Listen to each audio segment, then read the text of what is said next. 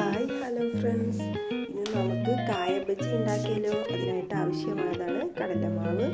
അതിലേക്ക് പാകത്തിന് ഉപ്പ് ഇട്ട് കൊടുത്ത് പാകത്തിന് മുളക് പൊടി കൂടി ഇട്ട് കൊടുത്ത് നന്നായി മിക്സ് ചെയ്തെടുത്താൽ ഇതിലേക്ക് കുറച്ചായി വെള്ളം ഒഴിച്ച് കൊടുത്ത് നന്നായി ഇളക്കിയെടുക്കാം.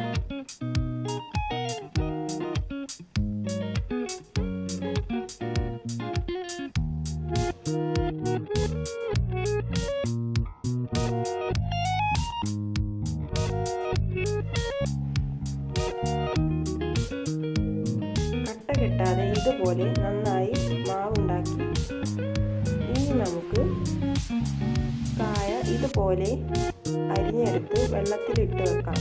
ഇതിൻ്റെ കറ പോകാൻ വേണ്ടിയാണ് അങ്ങനെ ചെയ്യുന്നത്. ചട്ടി വെച്ച് എണ്ണ ചൂടായതിലേക്ക് ഓരോ കായ മാവിൽ മുക്കി എണ്ണയിലേക്ക് ഇട്ട് കൊടുത്താൽ നമ്മുടെ രുചിയേറും കായ ബജി ഇവിടെ തയ്യാറായി കഴിഞ്ഞു. എല്ലാവരും ഇതുപോലെയൊന്ന് ട്രൈ ചെയ്ത് നോക്കി അഭിപ്രായം കമൻറ്റ് ബോക്സിൽ പറയണേ. ഇഷ്ടപ്പെട്ടാൽ സബ്സ്ക്രൈബും ലൈക്കും കൂടി ചെയ്യണേ. Thank you for watching.